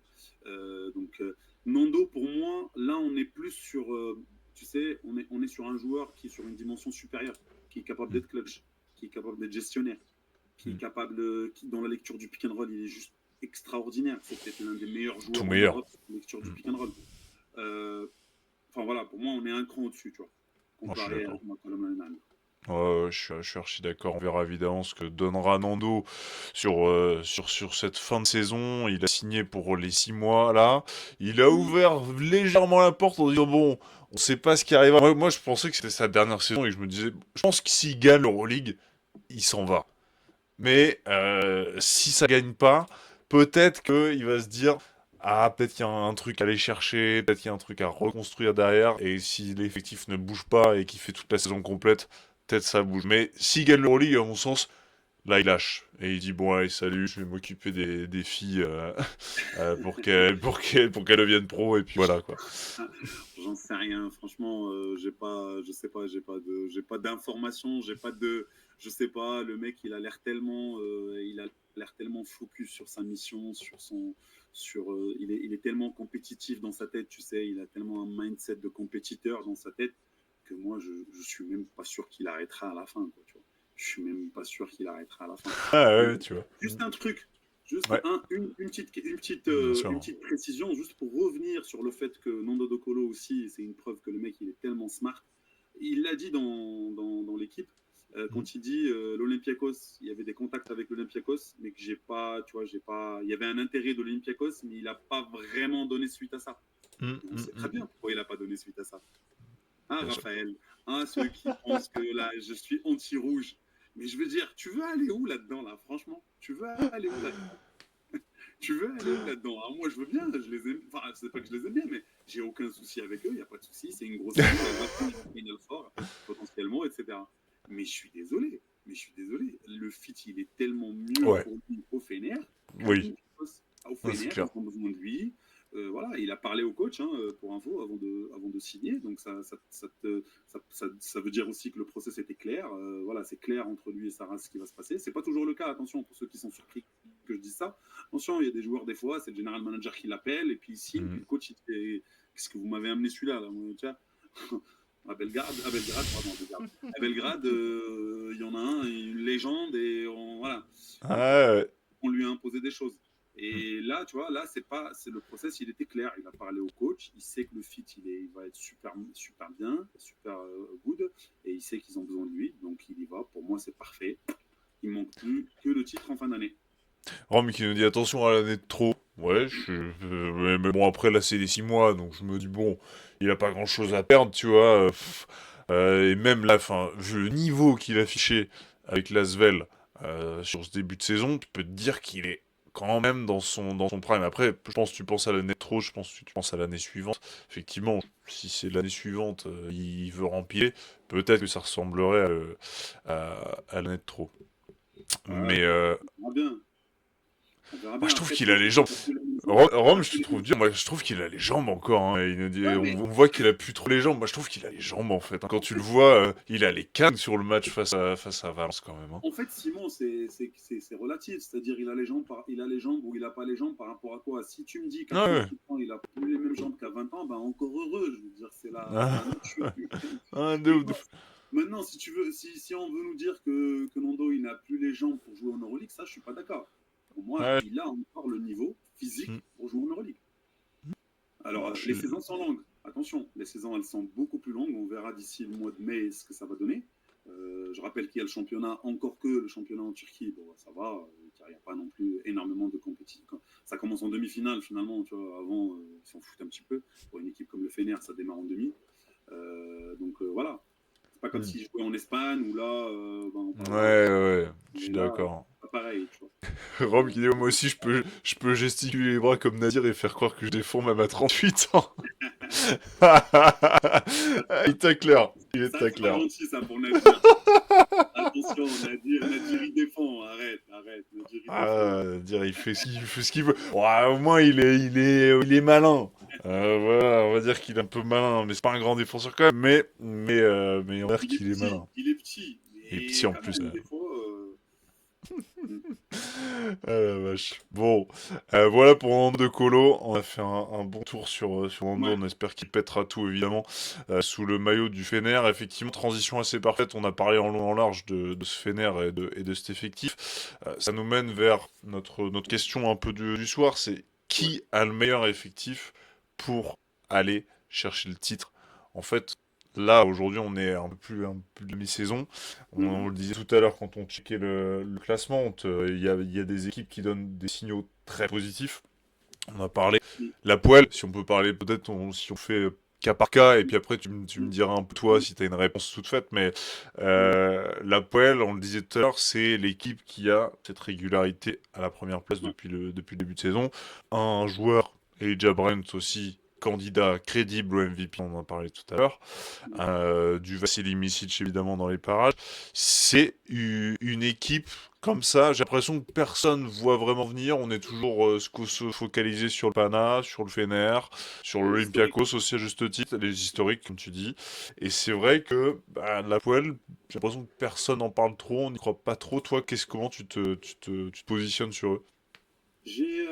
Moi aussi, j'ai du mal à croire Hmm. à la Poel pour le titre final.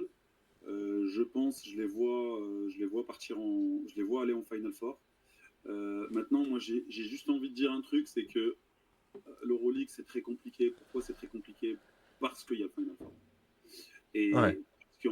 Et parce qu'en fait, le Final Four, c'est très compliqué à gérer pour les gens les gens qui sont pas initiés au Final Four. Final Four, c'est quoi? C'est tu joues la demi-finale, donc sur un match sec, ce qu'on n'a pas l'habitude au basket. Hein. Au basket, on joue Hmm. toujours sur des séries, alors que là, c'est un match sec demi-finale, un match sec en finale. Alors qu'au basket, en général, dans tous les championnats nationaux, dans la NBA, etc., on a l'habitude de jouer sur des séries où là, c'est plus difficile. C'est plus facile, pardon. En tout cas, les équipes, je ne sais pas si tu vois ce que je veux dire, mais le Ouais, ouais, niveau, ouais, je suis d'accord. tu le vois, tu ne peux pas tricher sur une série de 3 matchs. Hmm. Sur un match, tu peux tricher. Et c'est là où ça m'emmène à dire que l'Euroleague, pour gagner, surtout si tu passes en Final Four, bah, en fait, il te faut un coach qui prépare ses matchs ultra rigoureusement, qui a cette capacité tactique à s'adapter avant les matchs, à s'adapter après les matchs, à s'adapter pendant les matchs, pardon. Et il faut des joueurs de caractère. Et des joueurs de caractère, ça veut dire quoi? Ça veut dire des joueurs d'expérience aussi. Et c'est là où Hmm. je pense que la Poel va manquer. Je pense que ça, il manque de joueurs alors oui, il y a Elijah Bryant, Hmm. oui, il y a Misic. Misic, mais autour de ça, je pense pas que tu as des Ouais. joueurs qui sont, tu vois, Misic, pour parler de Misic par exemple, il a cette expérience Euroleague, il a cette expérience Final Four, mais est-ce qu'il a vraiment encore le niveau du Final Four et le niveau d'un champion Euroleague? Je suis moins catégorique. Je- Elijah, oui, tu vas me dire oui, il est dans son prime Hmm. aujourd'hui, c'est clair. Donc c'est pour ça que la Poel, moi, je pense, je les mets en favori pour aller en Final Four, je les mets pas en favori pour gagner le titre. Voilà, Je pour suis être. assez d'accord. Moi, je me range complètement avec toi. Il y a Rome qui nous dit que Lasvel est dans les meilleurs effectifs depuis le départ de Nando. Vache. Sinon, effectivement, oui, les classiques Real Olympiakos. Mais justement, je voulais te questionner là-dessus, Sad, mais tu parlais effectivement de ces effectifs qui sont taillés aussi avec des joueurs de caractère, effectivement, pour venir choper le titre. On parlait le Fener, c'était aussi construit comme ça. Quand on voit le départ d'un Is Davis aussi, le trou que ça a fait aussi dans cette équipe, tu vois effectivement que des équipes comme le Real, l'Olympiakos, même si à l'heure où l'on se parle, ils sont pas classés comme on Mm, l'espérait peut-être. On voit le Real, bon, mm, cinquième, évidemment, ça c'est en train de mm. monter. Le Barça, pareil, l'Olympiakos. C'est ces équipes-là qui sont aussi dotées de ces joueurs-là. En fait, à l'Euroleague, en Euroleague, enfin, moi là j'ai envie de dire deux choses. J'ai envie de dire, il y a les favoris pour aller en Final Four, et ensuite il y a Mhm. les favoris pour gagner ce Final Four. Si on Ouais. veut parler des favoris pour aller au Final Four, bah, forcément, il y a les classiques, j'ai envie de dire l'Olympiakos, Pana. Mhm. J'ai envie de dire, bah, forcément, la Poel, à travers la saison régulière qu'elle est en train de faire, s'ils finissent premiers, je vois pas comment ils vont rater. Tu vois, ils vont jouer contre le huitième. Tu vois, Ouais. sur 5 matchs, avec 3 matchs à domicile. Enfin, tu vois. T'as les classiques. Fener aussi, forcément, est candidat au Final Four. Mhm. Real, c'est obligé parce que le Real, tous les ans, c'est une machine et tous les ans, ils ont un sacré effectif. Et si le vestiaire y tient, s'il y a cette homogénéité entre les vestiaires, ils sont favoris pour aller au Final Four. Mhm. Et puis, bah, tu as aussi, j'ai oublié, oui, je disais, tu as le Barça. T'as le Barça qui Ouais. revient dans la picture parce Mhm. que, bah, voilà, parce que maintenant, aujourd'hui, le Barça, ils sont quand même sur une autre dynamique. Hein. Ils, Ouais, sont, bien sûr. ils sont à une victoire de la Poel. Et eux, pour le coup, ils ont des joueurs extrêmement expérimentés. Bien sûr. Donc, on ne parle pas de n'importe qui là. Mhm. Voilà, donc si ça c'est la big picture, si on veut parler des gens qui sont favoris pour moi pour aller au Final Four. Maintenant, pour gagner le Final Four, moi j'en vois deux ou trois, pas plus. C'est-à-dire je vois le Fener, parce Ouais. que, parce que comme je disais tout à l'heure, déjà ils sont déjà champions, donc ils ont déjà prouvé. Alors oui, il y a le départ de Ace Davis, il y a le départ de Guduric, mais là on Goodrich. Ouais. a l'arrivée de Nando. On a l'arrivée de Nando, et puis... Tati Echti qui monte, Baldwin qui prend vraiment de plus en plus d'importance cette aussi. année, en espérant que comment s'appelle, Tariq aussi, il monte aussi en puissance, parce que Birovic, voilà. Et puis ils ont un coaching staff que je disais que pour moi fait partie du meilleur. Pour moi, c'est le meilleur coach de C'est le l'Euroleague. gratin, oui. Voilà, c'est le D'accord. gratin de l'Euroleague, et il s'est préparé tactiquement, il va s'adapter. Sur un match, je sais que c'est très compliqué de gagner contre des coachs comme ça s'ils ont le matériel sur le terrain. C'est ça le message que je veux transmettre. C'est pas des mecs, c'est pas des Ataman, c'est pas je vais mettre les meilleurs joueurs sur le terrain et puis en espérant que ça passe. C'est pas ça. Là, justement, le Final Four, il se passe pas comme ça. C'est pas que comme ça que ça se passe en fait. C'est beaucoup plus que ça. C'est une préparation tactique, une adaptation tactique extraordinaire. Ouais, on l'a vu en finale, hein, contre Monaco. Voilà, moi je dis, il faut pas oublier un aspect hyper important, c'est que le Pana va jouer à domicile. C'est vrai. Si le Pana va en Final Four à domicile, même si j'ai des doutes sur Mister Ataman, et j'aurai des doutes toute ma vie sur Mister Ataman, mais si le soir il revient, si les gens si les Kendrick Nunn ils sont en bonne santé, et si TJ Short, Ataman enfin décide de le laisser sur le terrain, de le laisser jouer, si Sloukas d'un coup il est en Final Four, il est chez lui sur 2 matchs, il va programmer le truc, tu vas rien comprendre. Hein. Ouais, c'est pas faux. Ça va pas être simple, les gars, moi je vous le dis. Si le Pana joue à domicile le Final Four, et c'est pour ça que moi j'ai du mal, en fait, tu vois, c'est le Pana, quand tu vois leur saison régulière, t'as envie de dire ils vont même pas aller en Final Four. Ouais, c'est clair. C'est clair. Ils vont pas y aller en fait. Donc voilà. Donc si je Mais dois... quand tu vois aussi quand tu vois le sondage dont on parlait tout à l'heure sur les GM qui sont interrogés à la mi-saison, le Pana, sur qui va aller au Final Four, le Pana, c'est 95% des GM, ils pensent, ils vont y aller. Tu vois, ça reste quand même dans l'esprit des GM aussi. Le Pana, ça reste référence ça va au Final Four à tous les coups, quoi. Ouais, non, mais c'est clair. On a oublié Monaco. Attention, Oui, j'allais venir sur Monaco. C'est ça. Monaco, Voilà. d'ailleurs, qui est mené de 10, là, sur son parquet par Zvezda, vas-y. Oui, Monaco qui est mené par 10, de 10 par Zvezda sur son parquet, c'est le retour de Obradovic à Monaco. Alors, je regarde pas le match, je sais pas ce qui se passe, mais en tout cas, jusqu'ici, Monaco... Là, ça fait 10 minutes qu'il y a un review, là, mais insupportable. Mais bon, ouais, tout à l'heure, ils prenaient une belle branlée, quand même, donc ils sont bien revenus.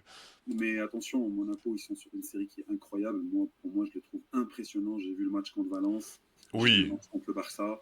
Valence, ils leur en collent plus de 100 points, je crois. Pour là.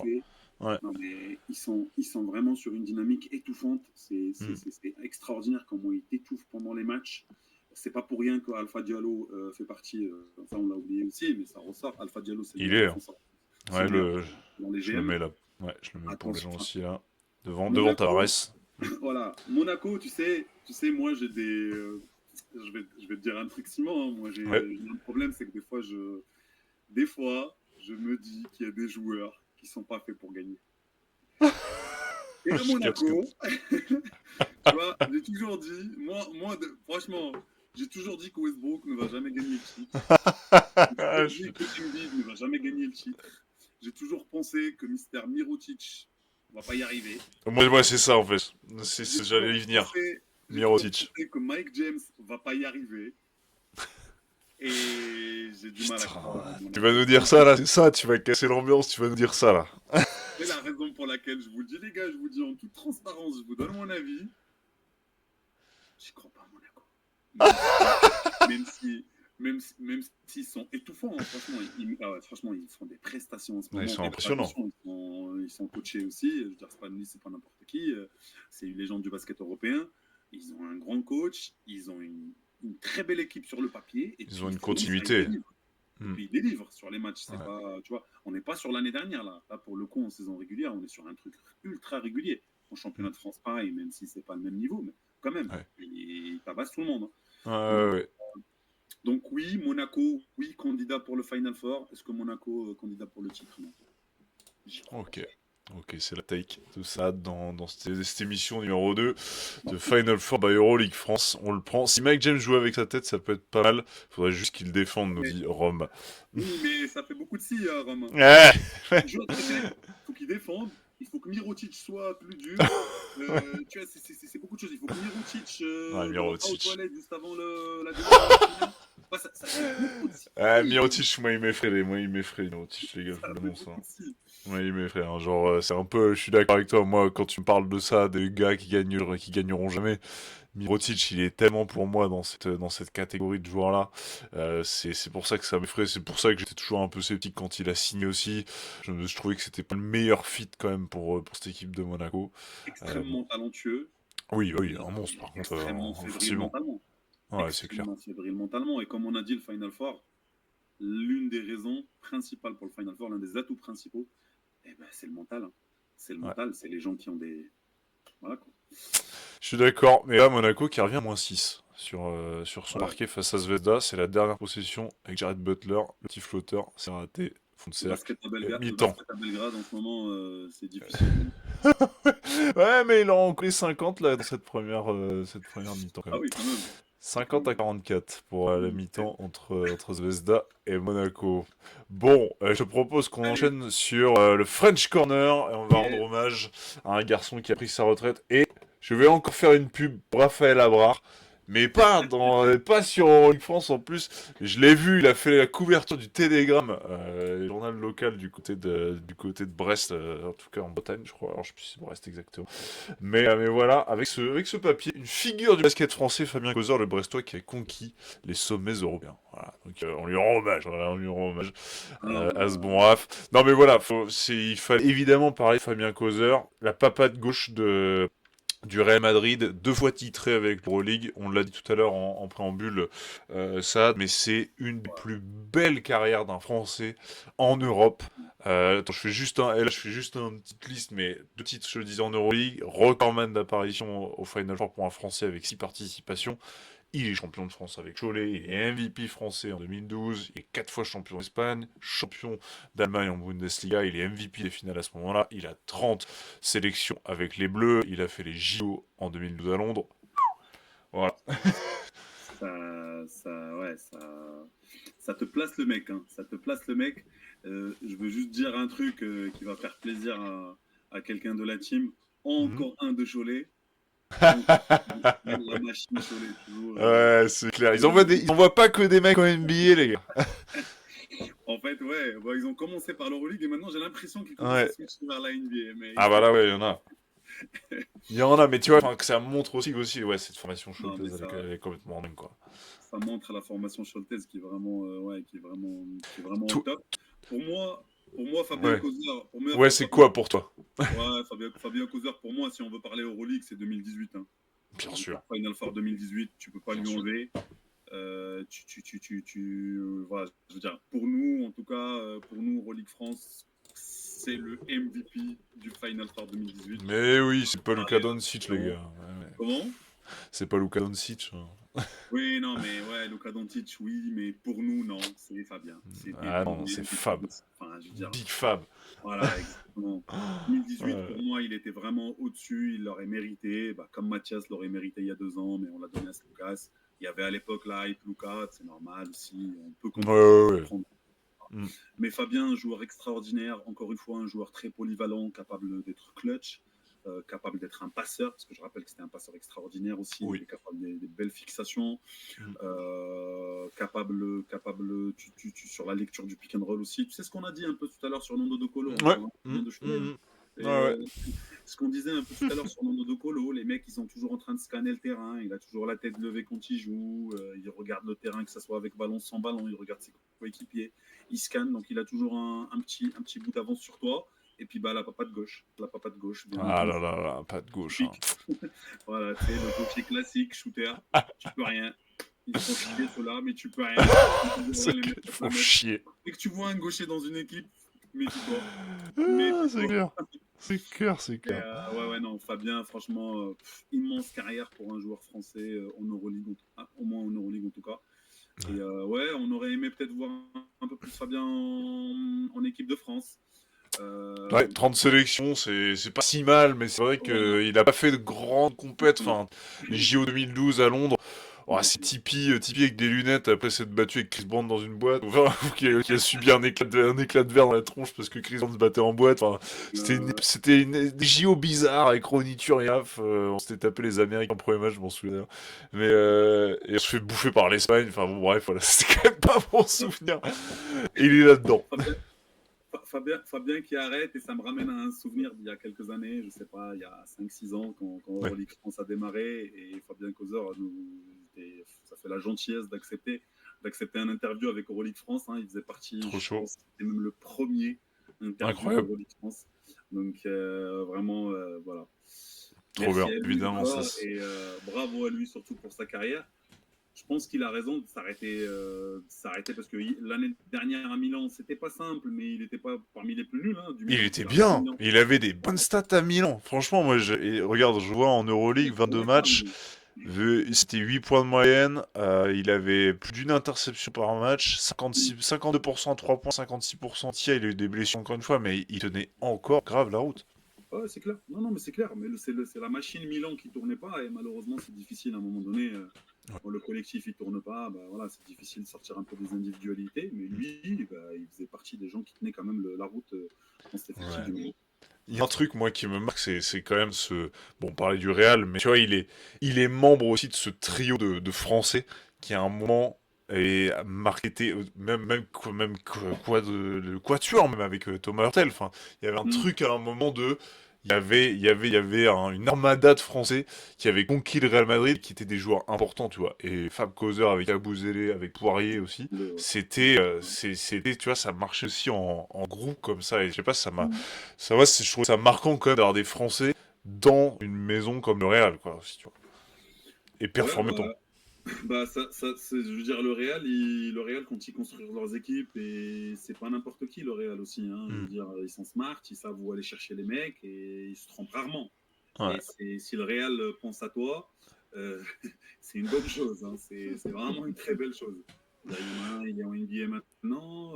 Il y en a d'autres, ils ont fait la carrière extraordinaire qu'ils ont eue aussi avec le Real. Donc non, le Real, c'est une sacrée machine, c'est une sacrée institution. Et ça te place le mec. Si le Real a pensé à toi et que tu faisais partie à un moment donné des cadres du Real Madrid, même le vestiaire l'avait accepté, c'est que t'es pas n'importe qui. Tu vois. Rien que ça, déjà, pour moi, ça doit être un élément de mesure. Quoi. Rome qui nous met dans le chat, le point noir dans la carrière de Fabien Causeur, c'est d'avoir croisé la route de Vincent Collet. Il est piquant, moi, ça j'aime bien, et dans le chat il est piquant, mais il n'a pas forcément tort. Ouais, écoute, on va pas rentrer dans ce débat-là. Ouais. C'est quand même partie des plus grands coachs de l'histoire du basket français, avec ses défauts et ses qualités, bien entendu. Mais c'est vrai que c'est longtemps passé de Fab Causeur, quoi. Ouais, je suis d'accord, c'était pas simple. Et c'est pour ça que je disais que c'était dommage, sa carrière en équipe nationale. Elle n'était pas à l'image de sa carrière en club. C'est ça, en fait. C'est ça. Mais voilà. Le coach fait des choix. Je veux dire, quand tu regardes Nadir Rifi en équipe de France l'été dernier, bah, c'est un peu les meilleurs jeunes d'Euroleague. Enfin, toute proportion gardée. On est en train de parler de Fabien Causeur qui est beaucoup plus développé que Nadir aujourd'hui, à son époque. Mais voilà, quoi. C'est des fois l'équipe de France club, c'est pas le même truc. C'est clair, ça se vérifie dans plein de cas en tout cas. Voilà, pour le gamin de Plouzané dans le Finistère, voilà, c'est beau quand même. Alors je vais répondre juste à Rome. Juste à Rome parce que ça me tient à cœur de te répondre. Oh oui, putain, j'ai pas vu. Vas-y. Grand coach sans rien gagner.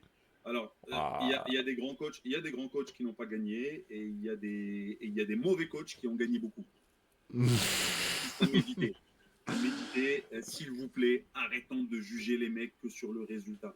Je veux dire, effectivement, oui, sur un moment donné, oui, le résultat, il doit faire partie du truc. Mais si le mec, il est nul et il fait que gagner, sans que ça y est, ça devient un truc. Ah, non, c'est pas possible.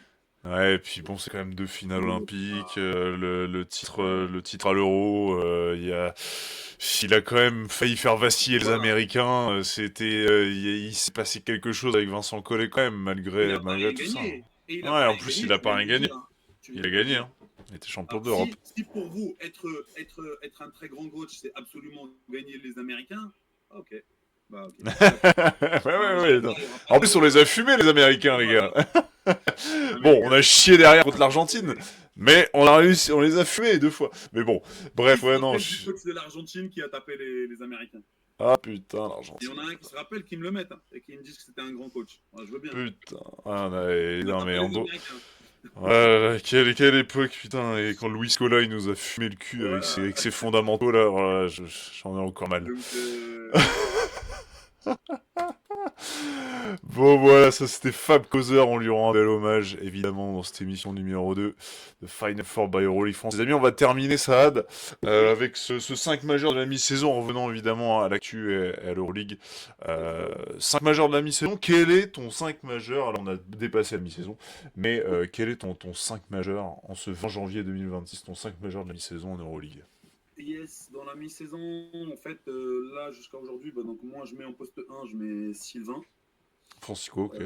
Sylvain Francisco, énorme avec les Zalgiris. Je pense que les Zalgiris fait cette saison-là aussi, c'est surtout beaucoup grâce à Sylvain Francisco. Ah oui. Alors attention les gars, juste un truc, il va y avoir débat sur notre 5 majeur, sur chaque poste, il y a extrêmement de joueurs, on est tous d'accord là-dessus, il n'y a pas De de ouf. problème. Là, je suis juste en train de donner mon avis Mm. et j'ai essayé de construire quelque chose un peu cohérent où je tape un peu aussi dans plusieurs clubs. Je ne voulais pas T'as prendre raison. juste un club et voilà. Donc voilà, Sylvain en poste 1, j'ai mis Ouais, Elijah Bryant en poste 2. ok, ouais, Désolé, candidat MVP, là il n'y a pas de débat, tu es obligé de le prendre. bien Candidat sûr. MVP numéro 1. Mm. Alpha Diallo, parce que Monaco, Hmm, si Monaco j'aime en bien est ce là, choix. et si Monaco étouffe ses adversaires, c'est beaucoup aussi grâce à Alpha qui est vraiment extraordinaire des J'ai deux hésité, côtés. moi, j'ai hésité à le mettre. J'ai choisi un autre coéquipier, mais j'ai hésité vraiment beaucoup à le mettre. Ouais, j'ai vu, j'ai vu. Moi, c'est pour ça que je le kiffe, lui. C'est parce que lui, pour le coup, il va jamais se démonter ni sur une finale, ni sur une demi-finale. Il va pas se rater. Et puis, il va jouer des deux côtés. Il va impacter le game des deux côtés des terrains. Et ça, c'est important. Et il est capable de faire beaucoup, beaucoup de choses. Il est même capable de scorer. Il l'a prouvé sur Ouais, beaucoup. bien Voilà, sûr. Alpha en poste 3, Will Clyburn en poste 4. Parce que on peut me dire tout ce qu'on veut. Si le Barça, ils en sont là, c'est un peu parce qu'on a été choqués et surpris du J'avais niveau pas de vu jeu. venir, hein. Et franchement, il a fourni Bah, du niveau. franchement, moi, il m'a fait fermer ma gueule très vulgairement parce que franchement, j'avais pas Ah vu bah, venir ah bah, je l'ai pas vu venir non dans plus. cette forme-là, dans cette forme-là. Grand, très grand joueur, une légende de l'Euroleague, voilà. Mais je pensais que c'était fini, quoi. Je pensais que maintenant, voilà, quoi. C'est Fallait clair. tourner la page. Bah non. Et puis, bah, notre ami Milutinov, qui est très surprenant. Enfin, quand je dis surprenant en termes de stats, je crois qu'il est sur le. Je crois que c'est lui qui a la meilleure. Non, c'est pas lui qui a les meilleures performances, mais je crois que c'est le Eval, poste 5. Je crois que c'est le poste 5 qui a la meilleure performance d'Euroleague. Le poste 5 avec les meilleures Mirotic, performances. c'est 22 d'éval et t'as Non. devant. Milutinov, je parle. Pardon, Milutinov. Milutinov, j'ai pas vu ce que ça En donnait termes en d'éval, je crois que c'est le termes poste 5 d'éval. qui a la meilleure évaluation d'Euroleague. À checker. Je suis presque sûr de ça. Et puis il fait vraiment, il est extraordinaire. Et puis ouais, je suis d'accord avec toi, Rome, hein, pour le coup. Hein. Oui, il est sous coté. Je trouve que c'est un joueur qui est vraiment un très grand joueur. Ouais, je suis archi d'accord. Franchement, Et en fait, Milutinov, c'est. ce qui m'a Ouais. surpris, pourquoi j'ai dit surprenant, juste pour que les gens ne me tombent pas dessus pour le mot, parce que je sais qu'il est sous-côté, je sais que c'est un très bon joueur. Ce qui est Mm. surprenant, c'est qu'il a réussi à délivrer en termes de stats dans une armada comme celle de l'Olympiakos. Ouais, non, c'est ça le plus étonnant. L'Olympiakos, À mon sens. il délivre énormément, et puis tu as 1 milliard de postes 5, et puis tu as 1 Mm. milliard de joueurs, et puis c'est un système collectif. Tu vois, c'est pas. Et puis lui, il s'en sort avec des stats vraiment de très belles stats. Voilà. Je suis d'accord, mais c'est vrai que quand ce gars-là est pas gêné par les blessures, c'est un putain de monstre. Et là, que je l'avais pas trop vu venir non plus sur le fait qu'il il s'impose autant comme le poste 5, non seulement titulaire, mais hyper important et le plus important pour l'instant de l'Olympiakos sur cette saison-là. Pas vu venir comme ça. Et puis, Ton coach, est-ce que t'as un coach? ouais, là, on est pareil, je pense. Hein. Oui, Pedro, on a le même, on a le même. légende du Ah, basket putain, Pedro. européen, espagnol. Et puis, bah, voilà, bah, Valence, je veux dire, si Valence en sont là, à un moment donné, j'étais en train de regarder quel joueur. Alors, moi, je kiffe énormément. Il y a beaucoup de joueurs que j'aime beaucoup à Valence. Montero, hein, pour ceux Ah, purée. si jamais, La République Montero, dominicaine. qui était blessé, voilà, République dominicaine, tout petit, mais extrêmement talentueux, très grand par le talent, petit par la taille et le format, mais très grand par le talent. C'est clair. Et oui, donc oui, j'étais en train de regarder, tu sais, Valence, etc. Puis là, je me dis, non, en fait, non, c'est Ouais. tellement collectif. Si tu peux Moi, sortir j'en ai mis un. Moi, j'ai Remarque, décidé d'en j'ai vu, sortir un. j'ai La vu que t'as merde. donné. Ouais, j'ai vu que t'as donné. Vas-y, bah, je te laisse la Ah, parole. ah, bien joué, très belle transition. Ouais, mais moi j'ai failli mettre Montero parce que ça aussi c'est chouchou de ouf ça. Alors que là je check en même temps l'Olympiakos qui est en train de Ah, terminer il un peu le revient. Maccabi. Le Maccabi est un peu revenu quand même. Ouais, Là ils sont à -8, il reste 3-15. Mais Milutinov là c'est en il y a train un d'être autre. checké pour savoir s'il vient de mettre un one quoi. Nine Bon, one, pardon, pas nine, ouais, nine one. on va voir ça. Ok, donc moi mon 5 majeur, donc à la place d'Alpha Diallo, moi j'ai choisi Mike James, parce que j'aime ce Mike James qui passe la balle, et d'ailleurs sur l'une des dernières actions du match dans ce moment même, petite passe délivrée pour Karius Ace, voilà monsieur, euh, c'est dès que ça partage le ballon, Mike James c'est très très fort et comme l'a dit un peu Rome, il va falloir qu'il se sorte un peu les doigts de toute manière et qu'il défende. Mais bon, c'est vrai qu'en attaque il nous régale et Monaco, je peux pas ne pas mettre un mec de Monaco. J'ai failli mettre Alpha Diallo. Sylvain Francisco, moi finalement j'ai changé un peu. Ah, J'avais hésité tout à l'heure, j'avais mis Kendrick Nunn, puis après j'ai fait ah non en fait je vais pas mettre l'Olympia, je vais pas mettre le Pana en fait, ça me saoule de mettre un mec du Pana et ça me saoule de mettre Kendrick Nunn parce que bon, allez, autant rendre hommage au Big Sylvain sur son début de saison qui est fou, putain. Non, chouchou, Sylvain, évidemment, il mérite totalement sa place dans ce 5-là. Elijah Bryant, on a bien parlé, et on a parlé sur ce candidat très très crédible au titre de MVP, et on l'avait pas vraiment vu venir, mais professionnel de fou, et qui fait vraiment une très très belle saison. Donc il est mon poste 3 titulaire de ce 5 de la mi-saison, et là je mets Cameron Taylor. Voilà, elle est là ma take. Elle est là ma take de Valence. Je mets un mec de Valence. Et comme toi, je t'ai à me dire, mais qui peut sortir de cette équipe? Il n'y a pas de star. Et, c'est construit de manière super bien foutu. C'est collectif. C'est impossible de sortir quelqu'un. Et je me suis dit, quand même, faut sortir un gars. Et toi, je sais, on en avait parlé lors de la première émission. Mais mhm, Cameron Taylor, c'est une des grosses découvertes de cette année. Et j'aime mhm. beaucoup ce mec très all-around avec des super pourcentages aussi. Donc vraiment, il mérite totalement cette place. Francisco aime vos 5 majeurs. Oui, oui, Rome, oui, il aime bien vos 5 majeurs. Ah, j'aimerais bien discuter avec Sylvain Francisco parce que c'est un mec fun en plus. Et j'ai failli mettre Milutinov aussi, mais j'ai mis quand même Vezenkov parce que on se rend compte quand même que quand Vezenkov à un moment redevient le Vezenkov, c'est là où l'Olympiakos aussi redevient l'Olympiakos. Je trouve que le fait est que là en ce moment, je trouve qu'il remonte en puissance après un début de saison qui était un petit peu plus poussif quand même.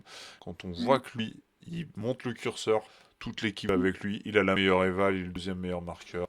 Ouais. Voilà, je me disais que ça fait un petit 5 qui n'a pas de sens, il est très small ball. Mais voilà, ça Très rentrait small dedans. ball, ouais, effectivement. Ouais, Mais, archi small ball. On va pas Warriors, les... Warriors time. Bien sûr, bien sûr, Vezenkov en Draymond Green, bon, je sais pas qui. Vezenkov, Draymond Green, doucement, Simon, là. Aucun sens, aucun sens. Igodala, c'est Taylor ou Kevin Durant Ouais, sous allez, Iguodala, Tyler, ouais. Kevin Durant et puis Steph Curry, c'est San Francisco. Voilà, comme ça on est bien dans tout ça. Et coach Pedro Martinez, bien sûr, voilà, bien sûr. Bien sûr, là, J'ai, c'est- on aurait pu mettre du côté de la poêle, mais non, je me suis Oui, gardé Valence quoi. tout 10, Et tout oui, disent quand même, pourquoi mais pas. Premier, mais c'était trop. Voilà, encore une ouais, fois, je voulais pas juger seulement sur le résultat, je voulais aussi juger un peu sur ce que ça apporte, sur le step-up ouais. qu'il a fait à son effectif. L'effectif de la Poel, tu le compares versus l'effectif de Valence, on n'est pas sur les mêmes. C'est clair. Sur le papier, on n'est pas sur le même CV, on n'est pas sur les mêmes voilà, budgets, on n'est pas sur les mêmes trucs. C'est pour ça que là, tu peux pas. On est vraiment sur un coach voilà, qui a fait step up son équipe. Et ça c'est le rôle d'un coach. Et ça, c'est le rôle De ouf. Bon bah écoutez, on arrive à la fin, hein. C'est la fin de Yes. cette émission numéro 2 de Final Four by Euroleague France. Vous le savez, c'est la nouvelle émission d'Euroleague France. N'hésitez surtout pas, évidemment, à aller checker le site internet d'Euroleague France que je vous mets ici. Tout se passe aussi sur les réseaux sociaux, notamment sur X, sur Instagram aussi, pour voir toutes les dernières infos de l'Euroleague. Et donc n'hésitez pas aussi à vous abonner à cette chaîne Twitch pour que ça décolle. N'hésitez surtout pas. On a envie de voir les followers grimper ici avec ça. On sera de plus en plus plus réguliers.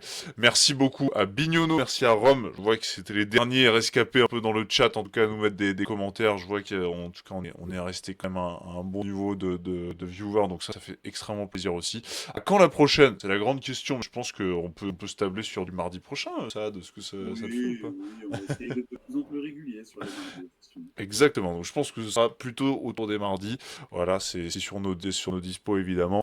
Bon, on essaiera de pas tout le temps tomber quand il y a des double week Oui. pour vous laisser regarder les matchs, mais je me dis que bon, au moins tu Et peux puis, te mettre une petite émission et puis regarder en même temps, ça fait plaisir. et puis, dites-nous ce que vous en pensez, mais on aimerait bien un jour peut-être, pourquoi pas, faire une émission autour d'un match, voilà, Grave.